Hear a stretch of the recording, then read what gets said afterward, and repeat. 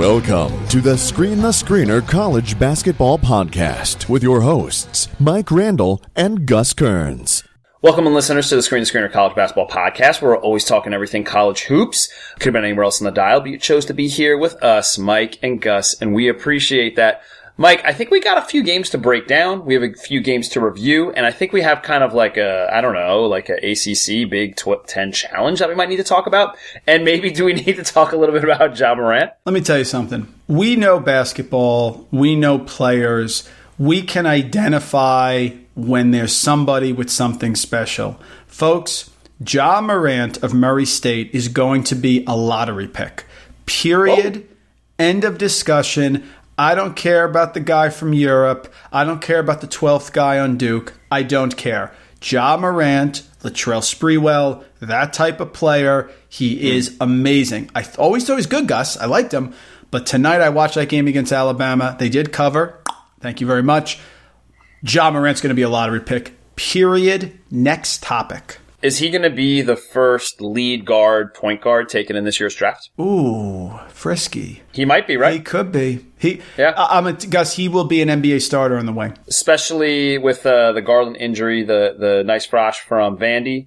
If he's in some sort of like injury flux and they're not going to release his medicals, wouldn't you just want to take a swing at Morant if you needed a lead guard and you were picking, 8, 9, 10, 11, 12, 13, 14? 100%. He has that Dennis Schrader-like quality to me, athletic, slashing. He can hit threes. He's explosive. He seems like he goes up quicker than most. He's very active, high hands, active hands. He can pressure the point guard. He rebounds a ton. Issue, problem, Ja Morant. Next topic. Last thing on Ja Morant, I like I think his special skill is, like you mentioned, his speed, his shiftiness. His change of gears and his change of speed is very Shai Gilgeous-Alexander from last year. It's a good one, too. Yes, it is. Just more compact frame. But I think that kind of change of gears, and that's what made like Kyle Anderson really special from UCLA and now with the Spurs.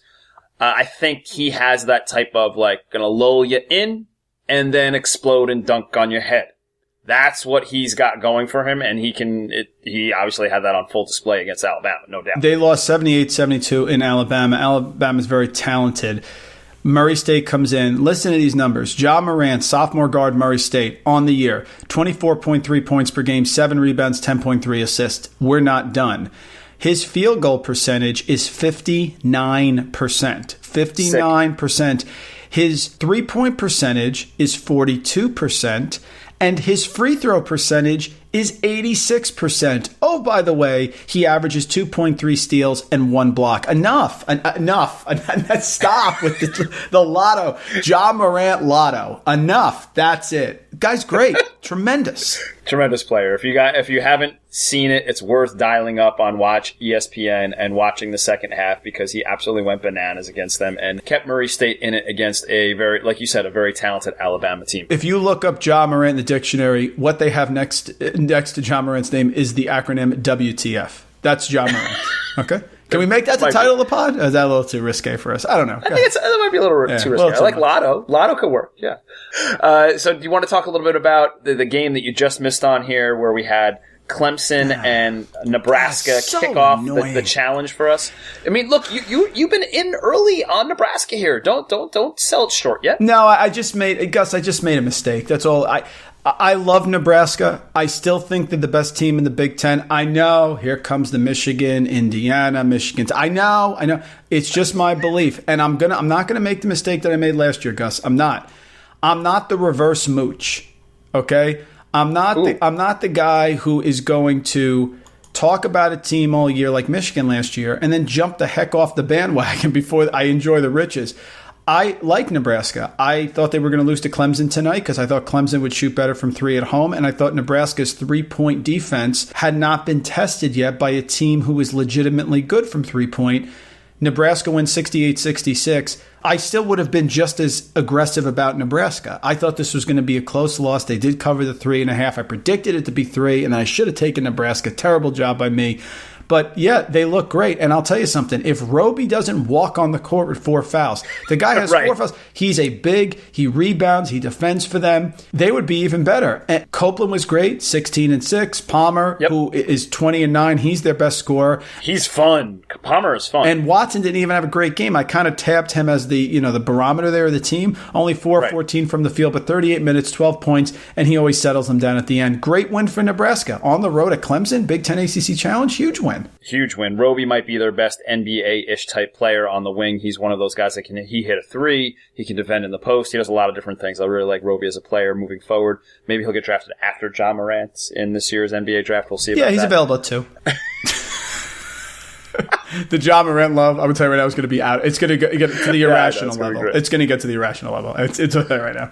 What were your thoughts on Wofford? Did you have a little a little tale about Wofford? Because they went in and got a nice win. South Carolina. Hoover goes bananas. When we talked to Tom Henson, he absolutely said that these guys will have between him and Fletcher, they both have these shooting contests that are never ending at the end of practice. They're always in the gym. So he had his night and had 9 threes, went off, had 30 plus points. What was your takeaway from Wofford? And do you have a good story about this? We've totally corrupted Mrs. Randle into the gambling. Okay, so she's very for better or for worse. She's very excited. She loves the bank games. She loves the all in. By the way, and before we get to Wofford, I texted you this, Gus. So obviously, I look at the lines in the morning. Okay, and again, you're going to jump in here. You're still going to be 10-1. Okay, I think I'm 2 or 3 games below 500. Okay, but I'm on a good streak now. Okay, we ended the bad streak as Dr. Tony said. I was the statue getting pooped on by the pigeon. Now I'm the pigeon. Okay, right. I did not see the St. Mary's Harvard line, which was St. Mary's favored by 9. I mean, that would have been, I'll tell you the one that's coming, Gus. I'm going to delete my account if I'm wrong. That was coming. I mean, that's an automatic. I like that one. Harvard had played so great. Anyway, so for this game, she loves South Carolina. She likes Frank Martin, the whole story, how he survived a terrible sickness, and the woman came in the room who may have been an angel. No one knows for sure. Right. Yes. So she's been invested in South Carolina, and she hates Chris Silva. Okay, she just gets very frustrated by him. But talk about walking on the court and having 4 fouls. Right. Well, that's her thing. She's like, I'm sick of hearing Silva. So no one can kill a weekend better than me bringing up Chris Silva was like the defensive player of the year in the SEC. No, okay. What's worse, that or betting against Stony Brook? Yeah, well, the Stony Brook's been hot now. I better shut up. But got in, got out on that one. So speaking of Stony Brook, South Carolina, right? South Carolina loses to Stony Brook. So right. she's off of them, but happy that they lost Stony Brook. They play Wofford tonight. So last night she gets updates on her phone about South Carolina. I don't know from what site. And she goes, what's the deal with Wofford? I go, the deal with Wofford is Wofford's getting 9, and that's an automatic. She goes, yeah, I think you got to bet this one. Okay. I didn't bet it, Gus, because I don't know. I just didn't bet it. So I come home tonight and she goes, did you bet it? I said, no. She goes, geez. So she's all mad at me for not betting it. Wofford wins by 20 in South Carolina. Come on, Mike Randle. Listen to Mrs. Randle. Doesn't surprise us. Nathan Hoover, 9 3-pointers, career high 30 points. Wofford on the road getting 9. And again, Gus, I've sort of, you do the Yoda-like, and then you speak and you speak and you think and you analyze and you speak. I prefer just to speak randomly and then eventually learn through doing, right, through failing. So I just keep picking millions games.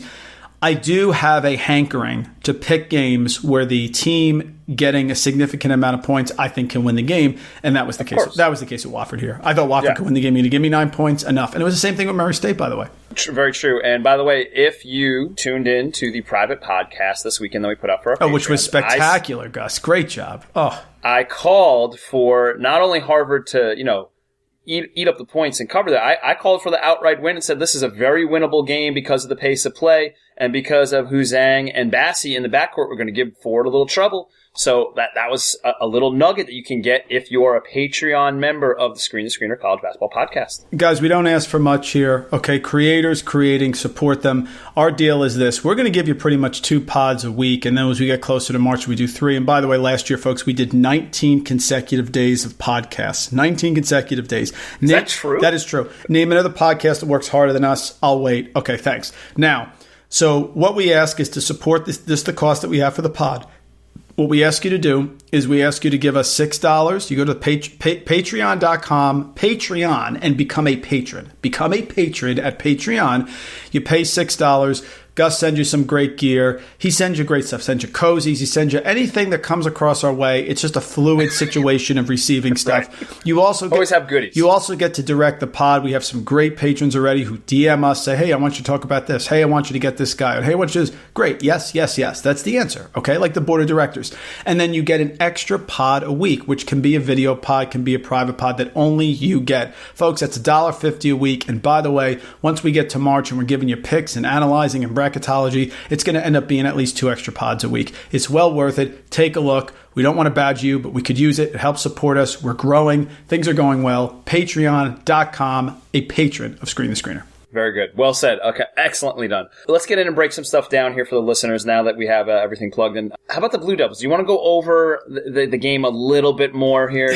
Do we want to dive in one more time? I mean, we sat down the Thanksgiving Eve and broke it down for the listeners.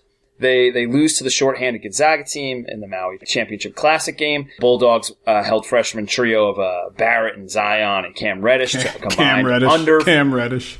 He was abysmal, man. So under 40% from the field. Gonzaga entered the game 190th in the country in three-point shooting percentage. You mentioned this on the podcast, but they shot it over 50% against the Blue Devils. And over their last 2 games, Duke just shot 31.5% from the three, so they've struggled from behind the arc as of late.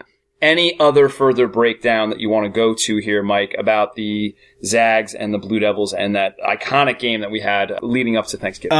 You ready, Duke fans? You ready? Because I'm feeling frisky here on a Monday night. Okay.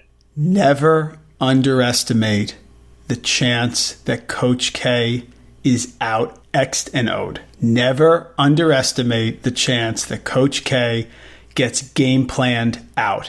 And that's what happened.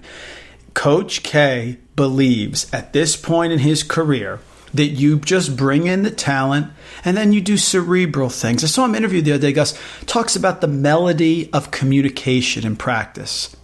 Oh, really? Okay. That's like someone in a Porsche saying the beauty of speed. Yeah, no kidding. Okay. So you have all these top guys, but his game plan was not, he didn't sit down, Gus, and X and O like a Majerus, like a Tony Bennett. He just said, we're going to do what we do. And if we do what we do, that's enough. That's not what Mark Few said.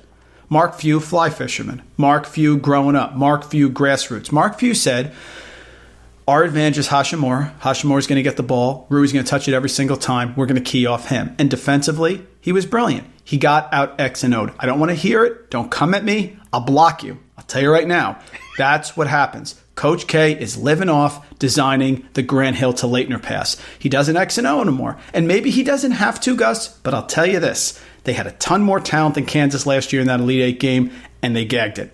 And this game against Gonzaga, so if Gonzaga had Killian Tilly, Gus, do they win by 30? So again, I want to see what this team does.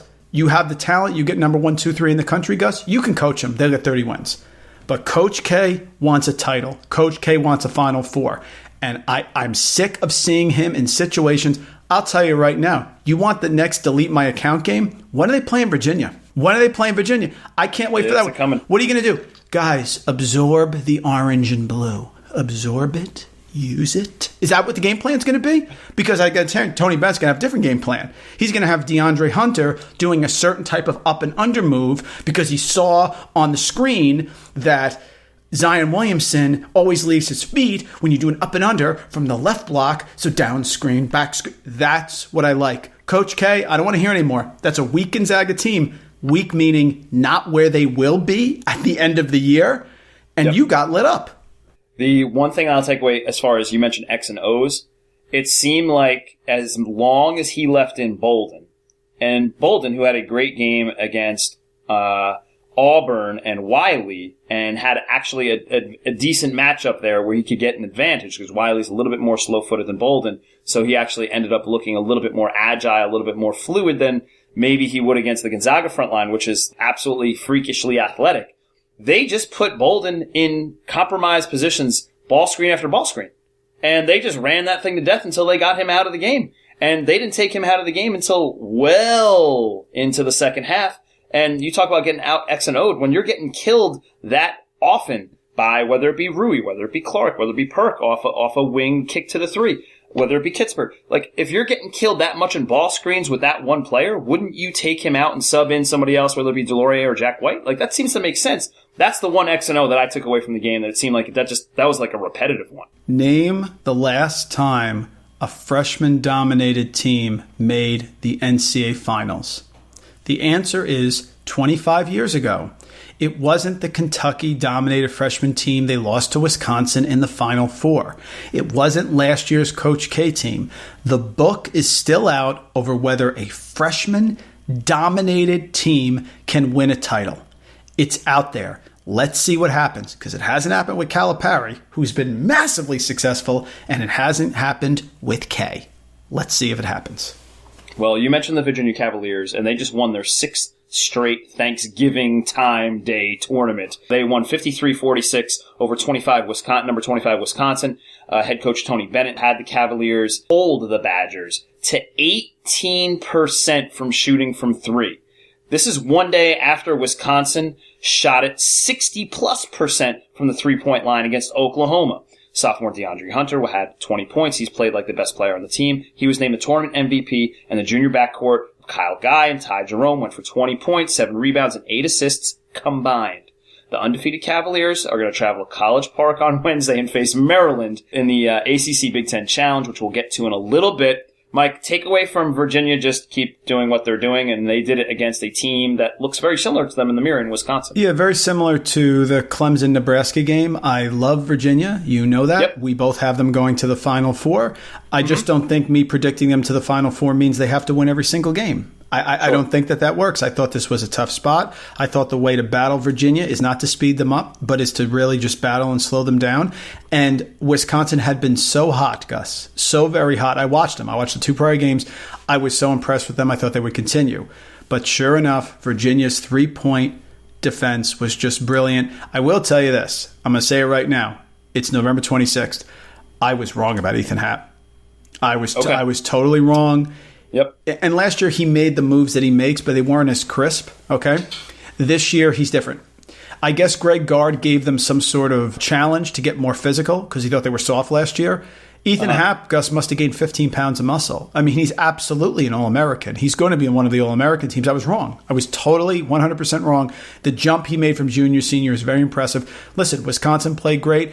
They were on the verge of getting blown out in the first half, and then they made it close. They actually got back down to 5, I think. So, but Virginia's special. I thought they were special. It's just if I pick them to the Final Four, it doesn't mean they win every single game. I thought this would be like a close 3 or 4 point game. You were getting 4 points there, whatever it was, and I thought Wisconsin could actually win it. But Virginia doing what Virginia does, and DeAndre Hunter's at a different level. DeAndre Hunter, you talked about like Happ making that jump. DeAndre Hunter seems to not necessarily made that jump, but just the extended minutes, and I think his stats have just extrapolated out to what everybody thought that they would be once he got those extended opportunities with those further minutes. Who gets drafted first, John Morant or DeAndre Hunter? Hunter. Okay. You know, that's the model of the NBA right now. Everybody's looking for that wing that can do multiple things, and Hunter fits the mold there. Unless you're I don't know.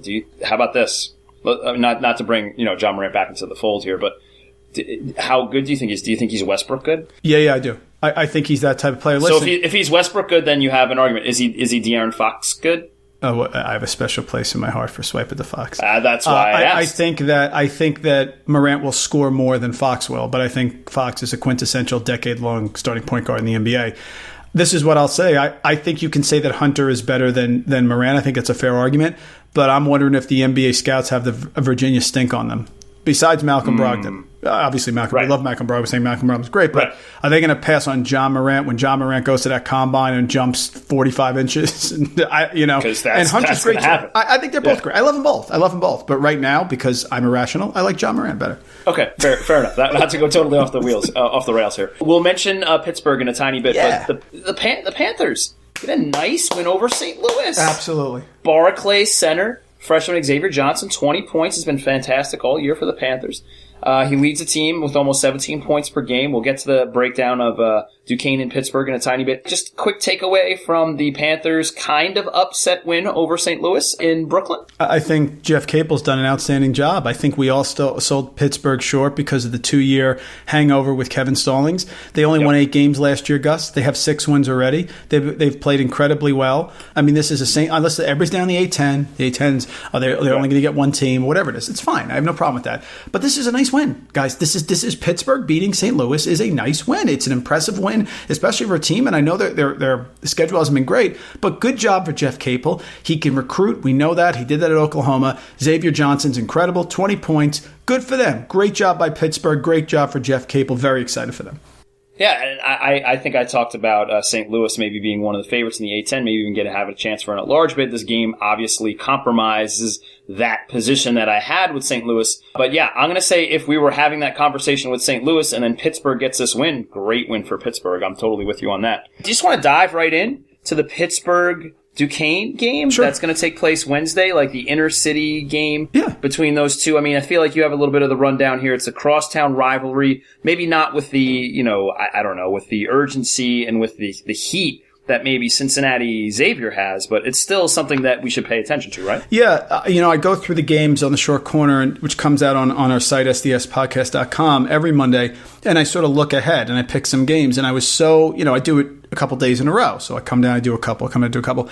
And I realized at the end of the column, Gus, that not only have we supported Pittsburgh, I had 2 Pittsburgh games in the short corner this week. So I thought that was a bit much. I like what the Panthers are doing, but I don't know if I need 2 references. So we have them against Iowa. So I cut this one out here, but it's the city game. That's what they call it, between Duquesne and Pittsburgh. It's a rivalry. Right. It's a rivalry that Duquesne has been dominated for the most part. Pitt won 15 years in a row. 2016, Duquesne won, and then the Panthers won it last year. It was like the last big win of Kevin Stallings' reign. Right. This year they got 2 teams. You combine their records, they're 10-1.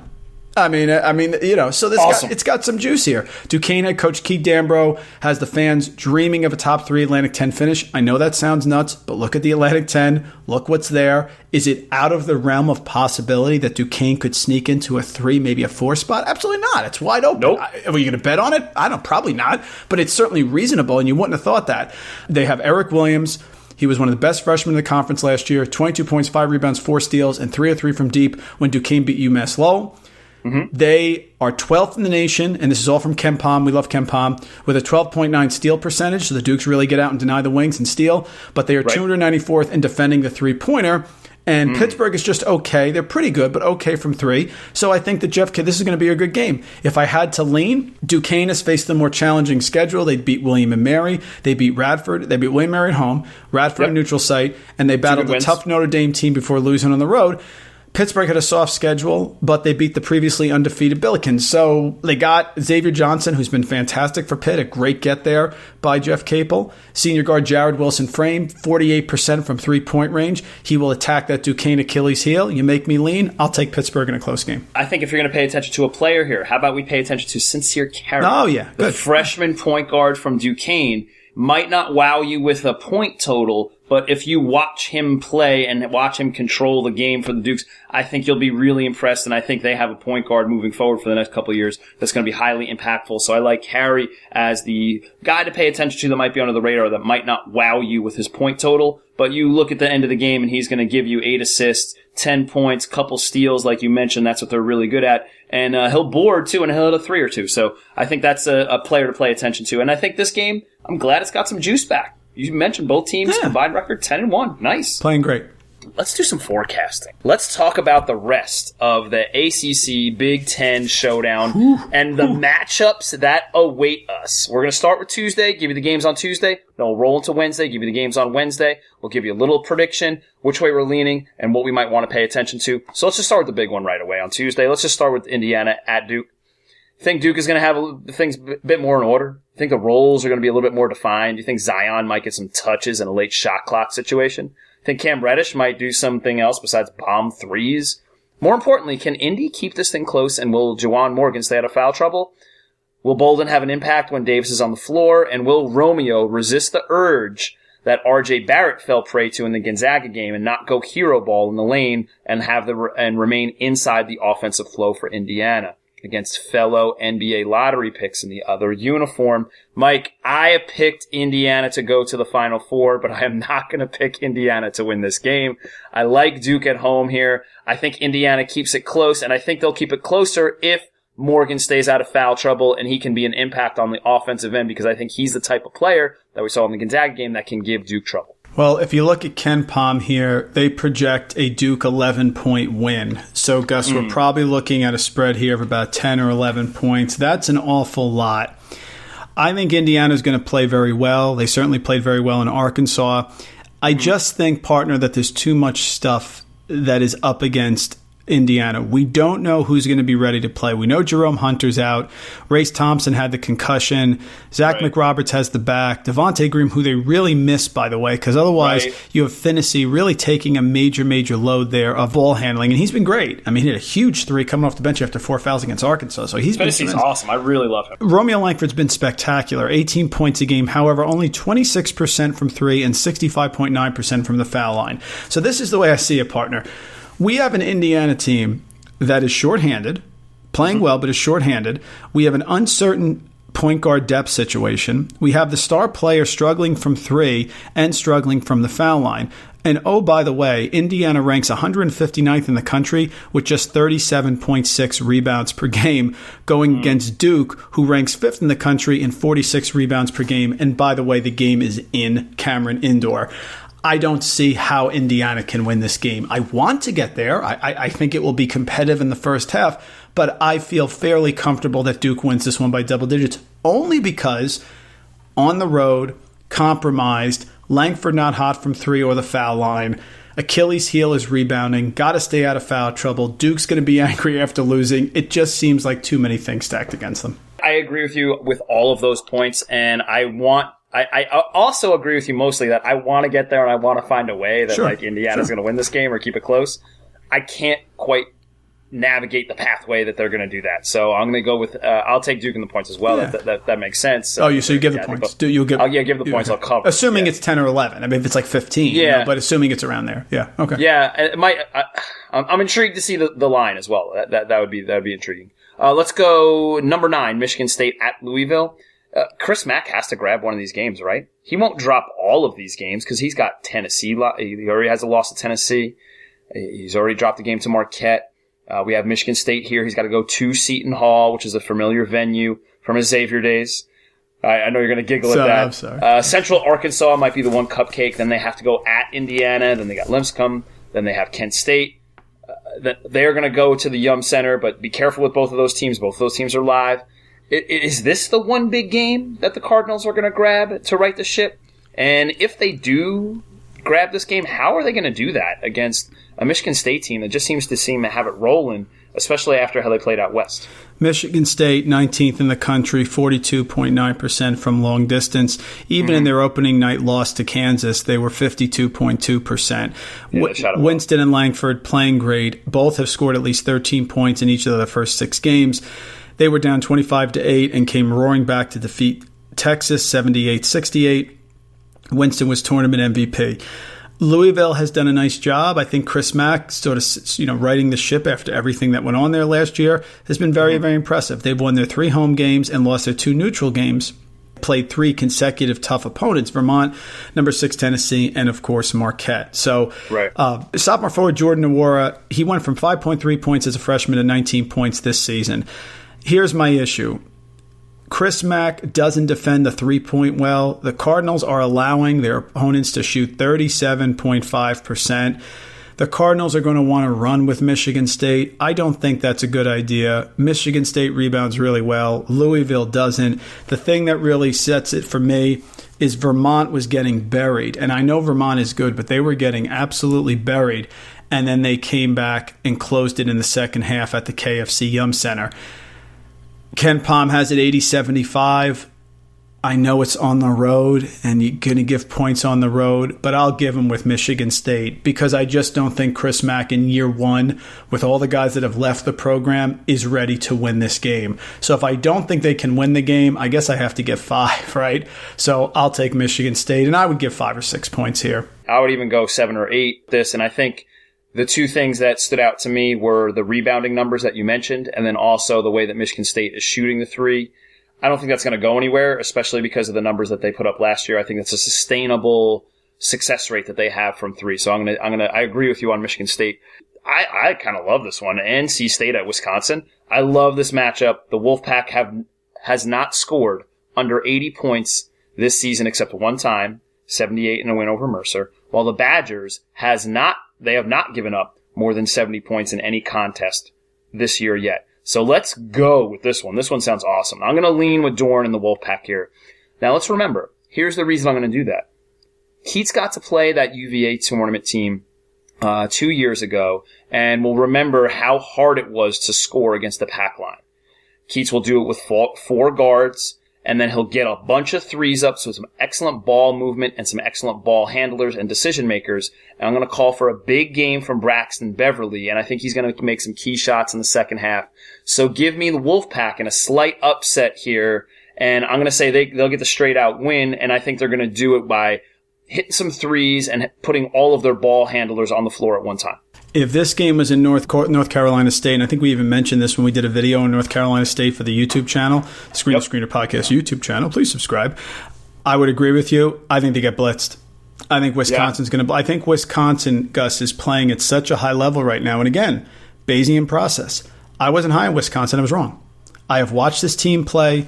Ethan Happ is the real deal. He's absolutely the best player on the floor. I know Dorn's great. I understand that. Happ is at a different level. 17.8 points per game, 12.5 rebounds, 5.7 assists.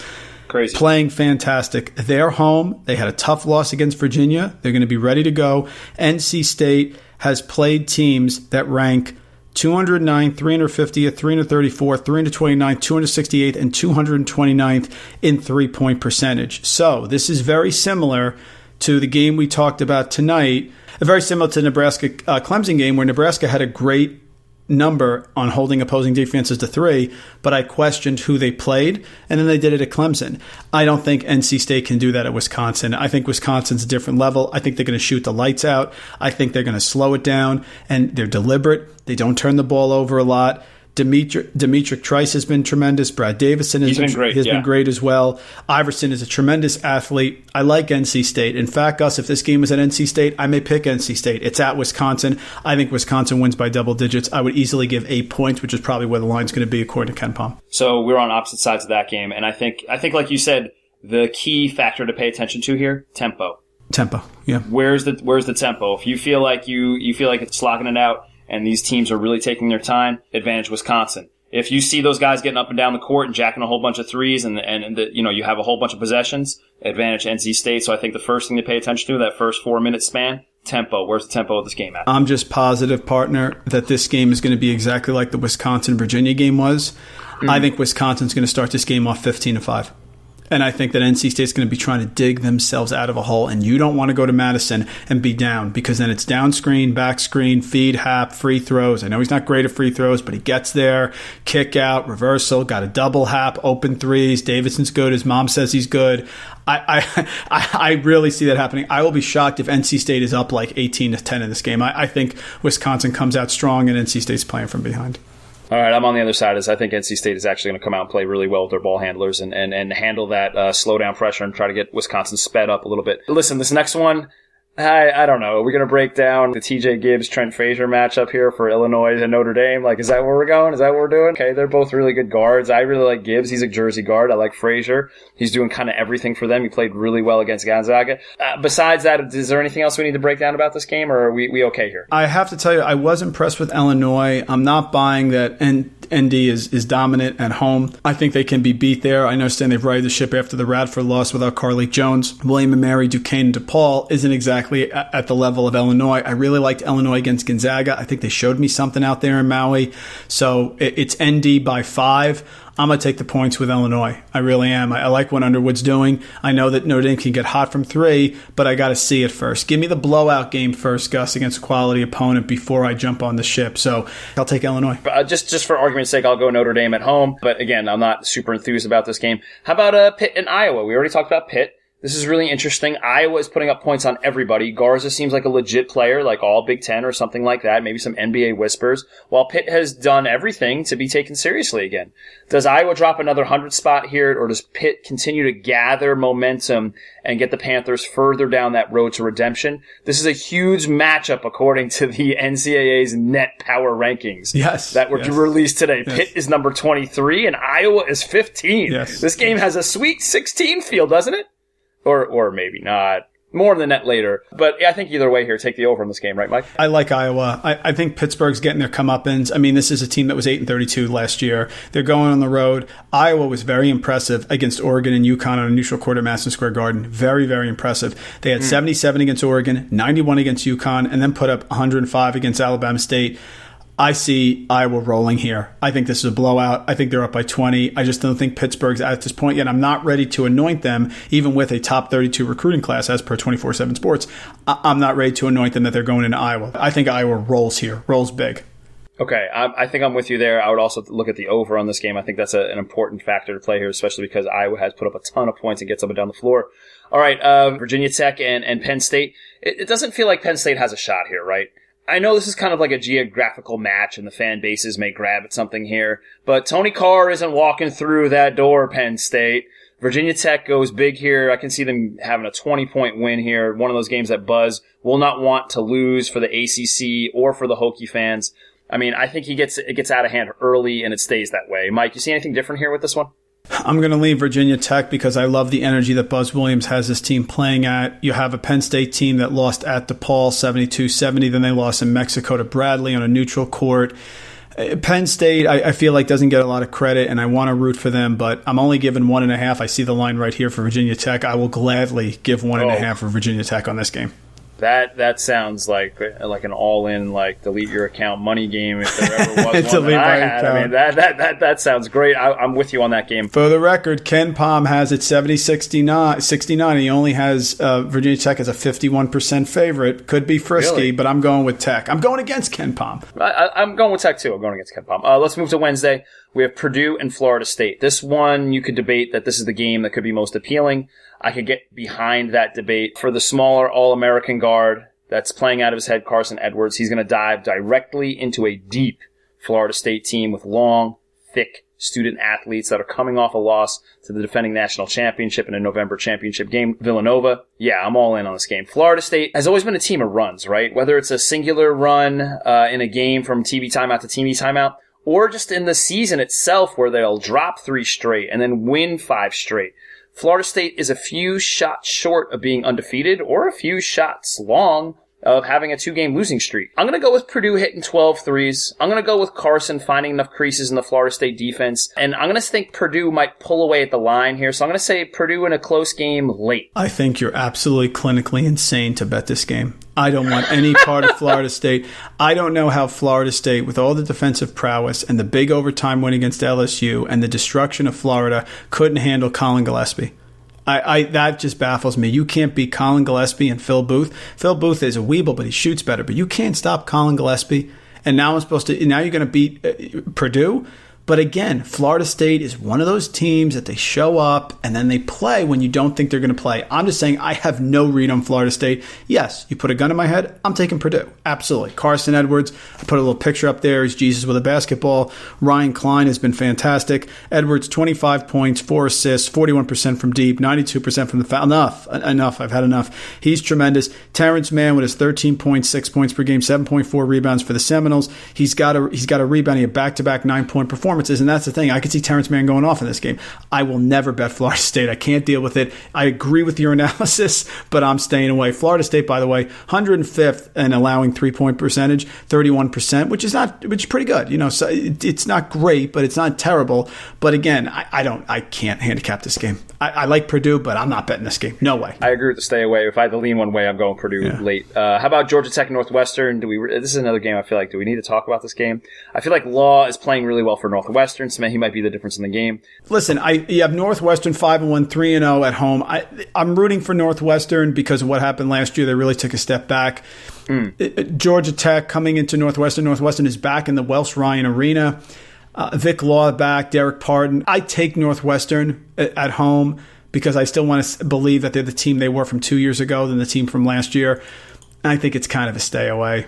If you want to watch the game because Georgia Tech actually slowed down Tennessee a little bit, and you want to go for Alston and Alvarado, I get that, but I'll take the home team. But I think it's a stay away also. All right, Rutgers at Miami. Number 1, take the under here. Rutgers has been slowing things down like the sloth from Zootopia. That guy Flash. Have you seen that movie yet? No, it's with good. the kids. No, it's it's great stuff. I watched it a little bit with the girls, and that scene was absolutely hilarious. Just for his scene alone. Miami's still trying to figure things out with Likes and Zach Johnson in the backcourt. Geo Baker is Rutgers' guy, but both Likes and Johnson will have a few late game plays to help Miami sneak by here. I think this game's going to be a little bit closer than you think, and I think definitely pay attention to the under number. I don't like Rutgers on the road. I'm sorry. I think Larinaga gets it right. This is a get-right game for them after the unacceptable loss at the Wooden Legacy to Seton Hall. I'll take the Hurricanes by double digits. Ooh, okay. Yeah. We're a little bit on opposite sides there. All right. I think this is the one that we kind of wanted to talk about. North Carolina and Michigan. Oh, boy.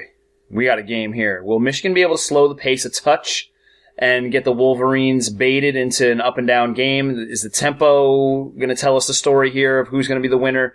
I think if it's slower, 80s or lower, Michigan is your team. Higher tempo, UNC is going to run away with it. Here's what I'm going to tell you. Give me Kobe White. He's playing like the All-American Tar Heel. Not Luke May, not Little, not Johnson. Kobe White is playing like their best player. That's right. He's the best player on their team right now in late November, and I think his furious push and the way that he's playing lead the Tar Heels to victory, even though we all love IGGY for Michigan. You have been on North Carolina, and even watching them lose, that doesn't bother me whatsoever. I think they have all the pieces. It's like watching a puzzle and knowing that you have all the pieces, you just have to see it put together. He has the requisite bigs. Meeks and Hicks are basically reincarnated now. They have it all, and Kobe White is special. You said Kobe White was special before he went off of the 30 points, so you have been well ahead of the curve on North Carolina. I think they're wonderful. I think this is the best game of the Big Ten ACC Challenge. I think the issue is Luke May. Which Luke May are we going to see? The one who was 53%, he was 21 of 40 over his first 4 games, or the one who was 13 of 36 over the last 3? When he plays against athletic bigs, he struggles. I think he should be able to do some nice things in this game. I think Charles Matthews is the bellwether. Matthews has taken sort of a back seat and is only averaging 6.5 points per game in his last 2 games because Michigan has won each game by 20-plus points. I think he's got to step forward. Iggy Brazdeikis has been tremendous for Michigan. He's a leading scorer. If you ask 20 basketball fans who the leading scorer is for Michigan, no one would guess him. I think they're home. I think that they have the big win over Villanova. I think they're playing so well right now at such a high level. North Carolina's compromised a little bit. Seventh Woods, I don't think he's going to be back. Right. I'll take Michigan. I think it's a wonderful basketball game. Would not be surprised if North Carolina won at all. But if you made me pick, I'll take Michigan because they're home. If it was at North Carolina, I'd take North Carolina. Okay, so opposite sides as well. I'll go with UNC. Mike's going to go Michigan here. How about Syracuse at Ohio State? Well. The number 1 team in the NET is in action, Mike. Are you excited? How will Coach Holtman handle the top spot? Will it get to his team? Will they read their press clippings? Man, what a load of worm castings this is, man. The NET rating will not apply any pressure to anyone until we get later on in March where there's a larger sample size and we have more to draw from. That's the way that this is going to work. This game is definitely worth watching because of the Clayton Custer corollary. Loyola Chicago struggled without their Valley Player of the Year last season for a few games, just like the Orange did minus Frank Howard. So, big question is Cuse healthy? Can they defend Team Wesson, which is Ohio State? And will Ohio State continue to surprise and retain their number 1 NET rating? That's really what this game is about. This game holds a little bit more weight with those numbers attached to it, or it really doesn't, Mike. It depends on Frank Howard. I don't think Frank Howard's going to play. That disrupts things. And listen, I know everybody's getting on the NET. Here's the deal, folks. We talk about wanting teams to go on the road and get tough wins. Ohio State went at Cincinnati and won at Creighton. Those are good wins. I understand they don't have a win over Kansas or a win over Duke, but again, it's a small sample size, guys. But this is the type of team, Gus, that we want to reward when we get to March. A team who actually had some decent games that went on the road and played them. I don't give a damn if they're number 1. I understand that. Guys, what do you want? You want a metric system that's going to rank Duke, Kansas, Virginia? Is that what you want? Because if you want that, just go to the AP poll. Just look at the AP poll because it's there. I think it'll get worked out. I don't think Loyola Marymount will be the 10th best team in the country. Right, okay? right. I understand. But guys, they're trying. These are smart people who are trying to do what everyone has criticized them for doing. Whenever you release something in the beginning of the year, it's going to be variability. Is Ohio State the best team in the country? No. Should they be given credit for a win at Cincinnati and a win at Creighton? Absolutely, which is why I'm happy that Radford is 21, whatever they are. I like Ohio State here. I think it's fine at home. Syracuse is compromised. I like the Buckeyes.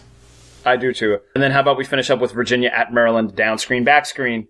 Feeling like Maryland has no shot here. If there's no other reason, just for the dichotomy of opponent that they just waxed. They got to play Marshall, and then the team that awaits them is UVA. Marshall is third in adjusted tempo in the nation via KenPom and allows Elmore and Burks to go bananas on opponents.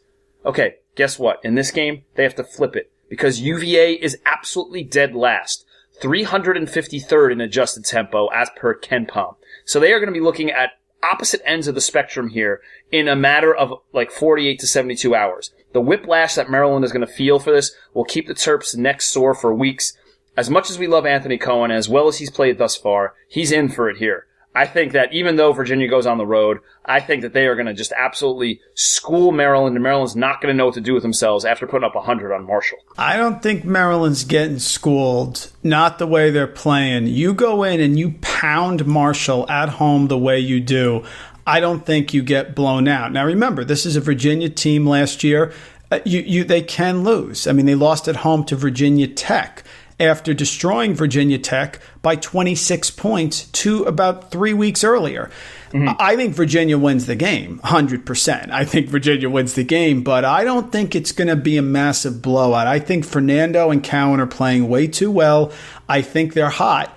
I think Virginia comes in and finds a way to win and takes control of things. But again, the two variables, when you're looking to handicap a game that neither one of us can really ever predict, foul trouble and absurdly predicted three-point shooting ability, right? Like, good okay, point. Well, if Anthony Cowan has 12 threes, you can't predict that. I think Maryland will score. I think they will rebound with Virginia, which is a prereq. I think Virginia's going to win, but I don't see a 10-point win for Virginia at Maryland. I think they are way too hot for that to happen. But, yeah, I'm with you. I like Virginia, and 2 or 3 points I'd easily give. Yeah, I think so. I'm with you, especially if the spread is in that neighborhood. All right, let's just talk very quickly about the AP and the coaches poll super fast, because this is one of the smallest margins that we've had, I don't know, in recent history. I can't even remember it being this close. In the coaches poll, Gonzaga was rated number 1, Kansas number 2, by literally 2 votes, 2 points. And then in the AP poll, Gonzaga holds the top spot as well. Kansas is the second spot. And that's by a margin of 6 points or 6 votes. This is one of the closest things we've had at the top. Mike, I guess the question here is, if you had to vote, who are you going with? Are you going to vote Gonzaga as the first team, or are you going to vote Kansas as the first team? They shouldn't get usurped by the Zags. What do you think? I think these polls are meaningless because most of the polls are not voted on by the actual coaches. If you told me every coach, Gus, that voted in the coaches poll sat down for an hour and really put a lot of time into it, I would think differently. Got it. I can't put Gonzaga over Kansas when Kansas has beaten Michigan State and Tennessee. I can't do it. I know that Gonzaga beat Duke, and I think Gonzaga is wonderful, but Gonzaga is still compromised. So I don't take Gonzaga right now on a neutral court against Kansas. I don't. I especially don't when Geno Crandall's going to be out now because I think he broke his hand and hand 4 to 6 weeks. And I'm not taking it without Killian Tilly. So should I incorporate that in my ranking? Maybe not, to be honest. But they beat Texas A&M, they beat Illinois, they beat Arizona. In all of those games in the second half, they were in trouble. There was a point at which I was a little nervous they were going to lose. And then they have Duke, which is a phenomenal win, which is the best win that anyone's had all year. 100%. Correct. It's hard for me to have them against Kansas when Kansas has 2 wins against Tennessee and Michigan State. I would put Kansas 1 and Gonzaga 2, but it's very close. Very close. I would do the exact same thing. Okay. And for the exact same reasons that you said. I think the 2 wins over Tennessee and Michigan State hold a little bit more weight than the singular win over Duke, especially since they all took place on neutral courts. I think that makes sense. And I think in different years, when you have Arizona and Illinois maybe with a little higher profile, then it's maybe a different discussion. Oh, of course. But in this, in this year, in this small window that we have for 2018, I think that makes sense. And I would definitely go Kansas 1 and then slightly behind Gonzaga currently at this situation. Mike, and what other things do we need to talk? Do you want any other things you need to voice out or vent out about the Nets? Is there anything that you have a problem with, or anything that you just want to have the listeners dive into a little bit? Yeah, these are just my thoughts. Texas Tech is ahead of Duke. Fantastic. I have no problem. I have no problem with that. Texas Tech is undefeated. They've played very well, and Duke's loss to Gonzaga is brutal. I'm sorry. Forget the fact that we love Gonzaga. Forget the fact that we think Gonzaga can win the national title. They played a team that's shorthanded minus their second best player, and they lost. That's terrible. I'm sorry. I have no problem with that. Belmont's number 12, no issue to that. Okay. Teams that are ranked higher that people don't like. Duquesne, no problem. San Francisco, we've talked about them. And Radford, who I think is going to have a really good shot to beat Texas. I may even change that pick. I have Texas winning, but I think Radford can beat them, by the way. Carly Jones is back. Hi, Carly Jones is back. I agree. Bucknell won at Vermont. That's a big win. People in mainstream media don't care about that. That's a big win. It's very hard to win at Vermont. We know John Becker. We've interviewed John Becker, folks, twice. Trust me. I know it's not Kentucky in February, okay, but life is a little bit more than the major schools. And Georgia Southern is ahead of Tennessee. I have no problem with that. I don't want to hear about the net. Gus, people are complaining, why don't you give us the algorithm? Okay, guys, do you think these are a bunch of idiots that are sitting there making this thing? They decided to unravel this and to have it come out, so we talk about it.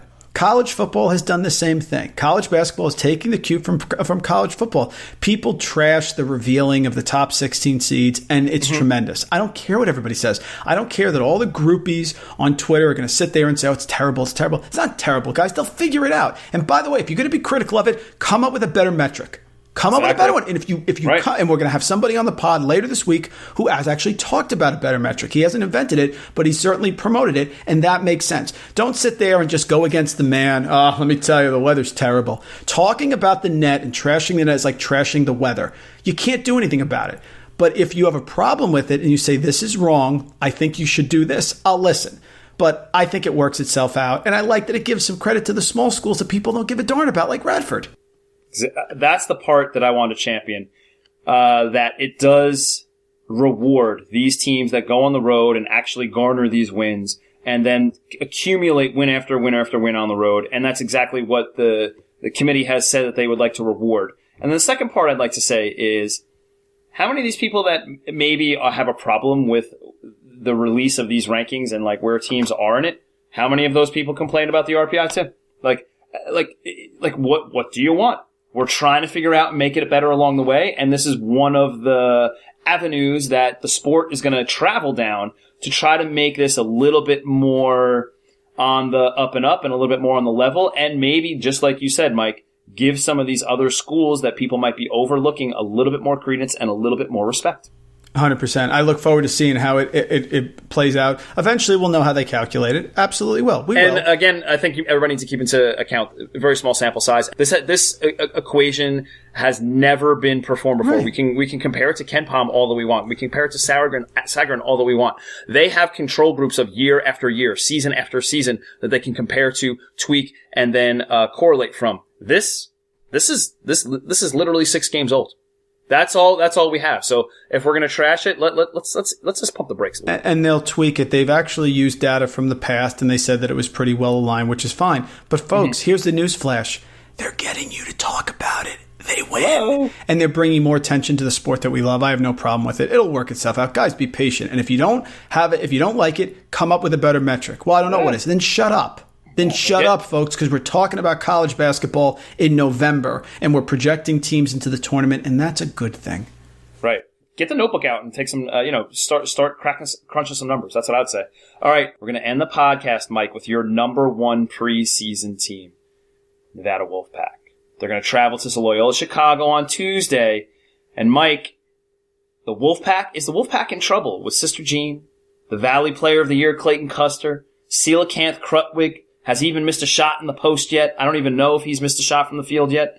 And are the Ramblers going to give the Wolfpack their first loss of the season? Are we worried here? No, we're not worried at all. You're not going to tell me that a Loyola Chicago team that is only shooting 31% from three-point as a team is going to beat Nevada when Nevada is rolling. They have revenge. This is a revenge game. They want to come in here and beat this team because if they got by Loyola Chicago, we could have been talking about Nevada in a Final Four or even more. They have seniors. I love the way they looked against UMass. I put that out there. UMass shot the lights out. They made something like 23 threes, whatever the heck it was, and Nevada still blew them out and covered the 14.5. Jordan Caroline has been tremendous. He's been outstanding. Double-doubles. Sister Jean, 99, God bless her. No way. I think Nevada wins by 7. I think Nevada wins by double digits. Yep. And I think Jordan Caroline goes absolute off and gets another one of those double-doubles like you talked about. And they're not out of the woods yet, Mike. Back across the country to face an ultra-talented USC team with Boatwright and Porter.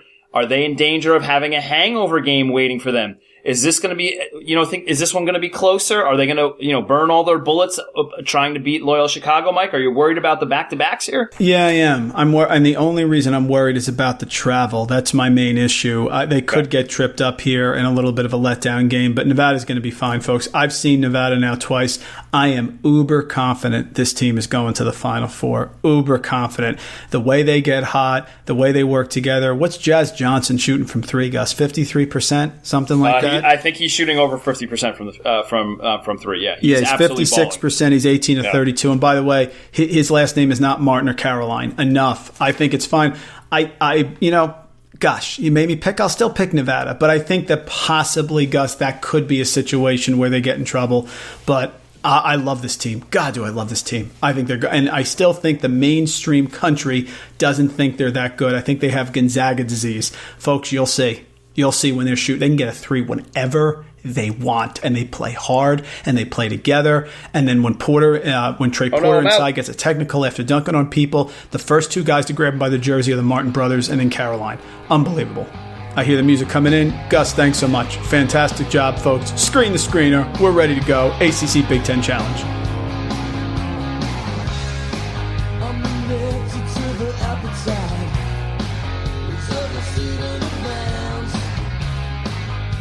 Cozy in the candlelight.